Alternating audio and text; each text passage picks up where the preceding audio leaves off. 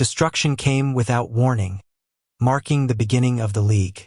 This death game, called League, was initiated by beings from beyond the universe. As the game progressed, humanity was nearly wiped out. However, the protagonist and a hero named Kang Xian were close to succeeding in the final round and reversing everything. But in Kang's final moments, he missed his last attack and succumbed to his injuries. The protagonist screamed his name as Kang bled out and died. Before the protagonist herself died, the administrator of Earth's death game offered a final reward for reaching the last round. She asked for one more chance. But with a mocking laugh, the administrator said that such a request was beyond his capabilities, unless she meant the gods. Then he walked away in silence. The protagonist, Jin Jae-hee, dies and suddenly awakens in her studio apartment. Shocked, she checks her phone and realizes she's gone back 10 years into the past, before the death game even began. All of her friends, who had died in the game, are alive. Jae-hee questions how this is possible, but quickly realizes she must act fast.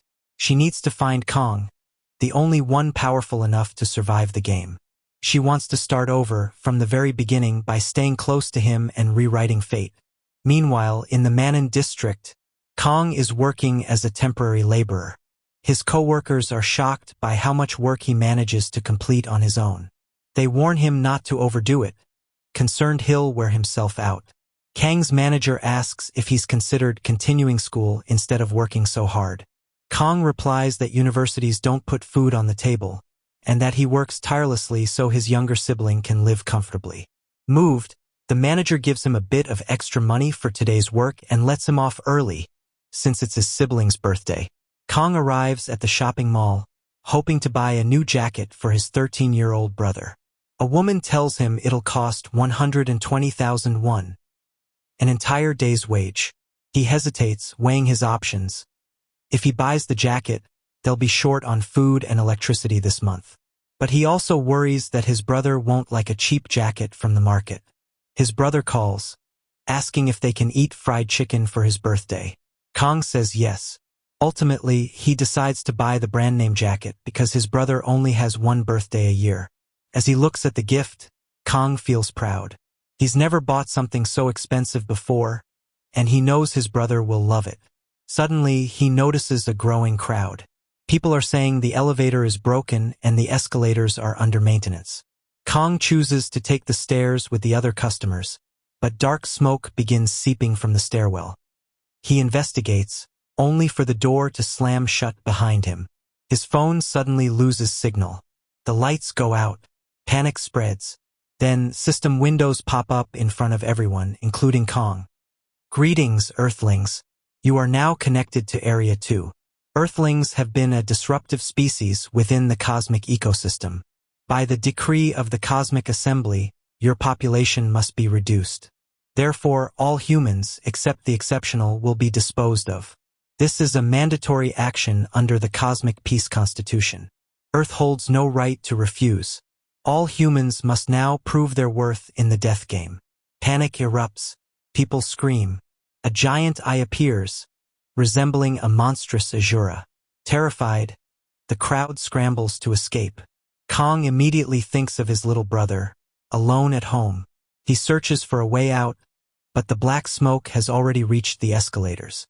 Without wasting time, Kang ties his shoes and bolts, trying to find a safe exit. Meanwhile, at the mall's basement level 2 parking lot, groups of monsters are already attacking people. Even before the death game officially begins, a quarter of humanity is eliminated. Then, without hesitation, the protagonist arrives. She rushes toward the chaos, cutting down monsters with swift, clean strikes from her blade.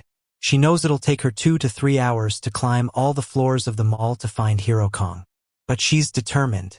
With each monster she slays, she carves a new future, one where the world survives. The shopping mall is currently surrounded by black smoke, with vein-like tendrils wrapping around it. Kang is still trying to find an exit, but every path remains blocked. Frustrated, Kang searches desperately, until a woman suddenly appears. She claps her hands and says, "Greetings, everyone." She introduces herself as Administrator K from the Cosmic Ecosystem Management Bureau.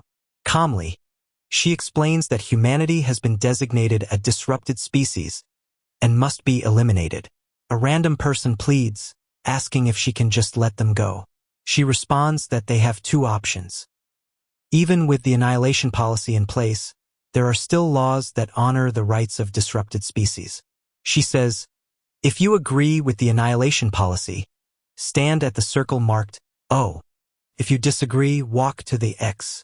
Those who choose X won't have to participate in the death game. She gives them 5 minutes to decide, adding that the death game has already started in other parts of the world. A large crowd rushes toward the X side, but Kong walks toward the O, becoming the only human who agrees with the policy. In truth, Kong doesn't fully believe in the policy, but his gut tells him O is the right choice. Administrator K smiles, clearly intrigued by his solitary stance. She uses telepathy to speak with Kong privately, offering him a deal. His task is to convince others to join him on the O side and participate in the death game. If he succeeds, she'll reward him. If he fails, there will be no penalty. Kong shouts to the crowd, urging them to choose O. If you don't, he warns, you'll probably be massacred for standing at X. The crowd glares at him with disdain, some yelling that he should just join them instead. Kong challenges them, don't any of you want to go home alive? People begin to open their system windows and reread the instructions. Kong continues, Earth can't reject the annihilation policy, but choosing X is essentially throwing away your chance at survival. Panic begins to spread as people realize Kong might be right. They may be choosing execution. With 1 minute left, several individuals run over to the O side. Everyone except 2 people who had questioned Kong switches sides. Administrator K smiles and announces, time's up.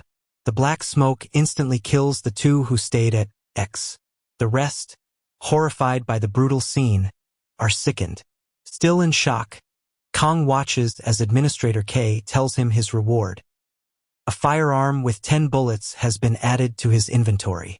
Suddenly, someone comes running down the escalator shouting for help, only to be killed by a monster in an instant. Administrator K smiles maniacally. The tutorial is now in effect. Chaos erupts. People scatter. Some are caught and killed instantly.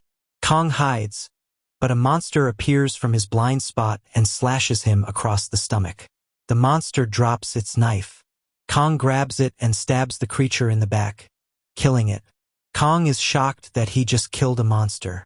He can still feel its heartbeat pulsing through his fingertips. He takes a deep breath and snaps out of it. He needs to survive if he wants to reach his brother. Observing the monsters, Kong notices they are clumsy. Once they fall, they struggle to get back up. Suddenly, he sees a man being chased. Kong rushes over, pulling him out of harm's way, causing one of the monsters to trip and fall. Without hesitation, Kong delivers a fatal blow to its head. He then shouts to the others, telling them to move to the side, away from the monster's path. As more monsters stumble and fall, they become easier targets. The survivors begin grabbing whatever items they can find and start fighting back. Kong continues battling while protecting those who can't defend themselves. A man introduces himself to Kong, revealing that he used to be a soldier. He compliments Kang's ability to give clear instructions and take down monsters efficiently. Kong responds modestly, explaining that he simply noticed how unbalanced the monsters were and figured their weakness was in their footing, something they could exploit to survive the tutorial. Kong shares his plan. They need to build a tall, circular barricade to keep the monsters out. Since the creatures struggle with climbing, they should be easy to knock down if they try to scale it. He also mentions that the woman hasn't returned yet, which likely means more monsters are coming. As Kong begins moving anything he can to form the barricade, others nearby watch, then step in to help. With more hands, the work speeds up. Suddenly, a loud noise echoes from the escalator. Everyone freezes. Monsters are fleeing from someone. From a distance, Kong watches in awe as all the monsters are slaughtered in an instant. The protagonist arrives. Kong stares at her, thinking she looks more like a monster than the ones they just fought. She meets his eyes and says, "Found you." The protagonist tells Kong not to let his guard down and kills a goblin right next to him. She explains that the monsters have excellent regenerative abilities. Kong replies that she seems to know a lot about them. Lighting a cigarette, she casually says, "Yeah, because I've had experience with them before." Someone asks how things are downstairs. She explains that most of the lower floors are filled with corpses and that the majority of survivors are on this level. Kong realizes that if almost everyone else is dead, then she must have killed all the monsters by herself to reach the 7th floor. The protagonist looks at Kong and says she hasn't found his brother yet. Kang's face turns cold. The protagonist explains that since they have no other choice, they need to focus on clearing the first round before trying to find him. Kong pulls out a gun from his item box and points it at her, demanding to know how she knows his brother. She smiles and says they should talk somewhere more private. Alone, with Kong still pointing the gun at her, he tells her to explain. She reveals that this is her second time. This crazy death game isn't new to her.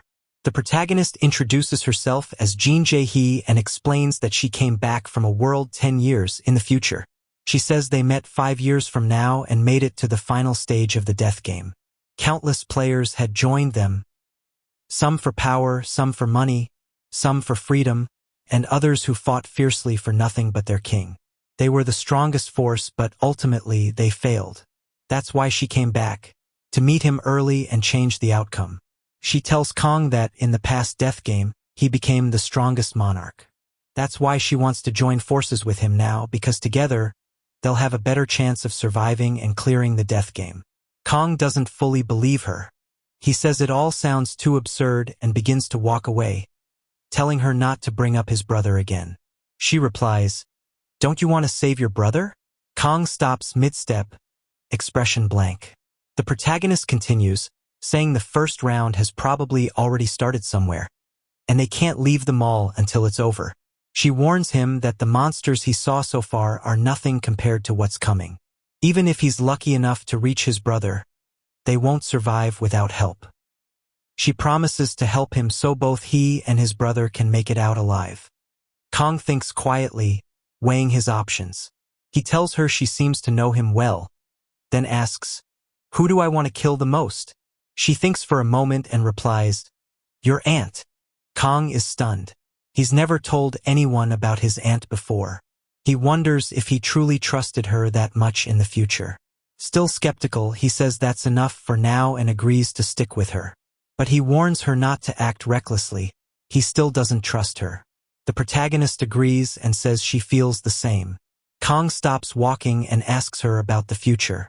"Was I not able to protect my brother till the end of the death game?" he asks. She answers, "No." Then he asks, "Do you know when he dies?" The protagonist explains that when she met him, he was already alone. Kong is shocked. She elaborates, when they met, no one dared to ask what happened to his brother.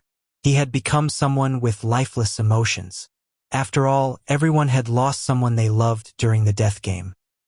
Kong feels cold and anxious, knowing that even now, his brother might already be dead. The protagonist tells him to stay calm. It hasn't even been a full day since it started. She urges him to hurry and clear round 1 so they can find his brother. Then she warns him. This time, they're not fighting monsters, they're fighting other humans. Suddenly, Administrator K returns and congratulates everyone who survived the tutorial. She announces that those who made it through are now considered official players. Now that the tutorial is over, the real death game begins. Kid-like angels begin playing a march, then suddenly turn evil. The theme for the first round, Administrator K says, is called the King's Game. 3 teams, 3 kings. Fight to the death to protect your king. When a king dies, the entire team dies with them. Only one team can survive.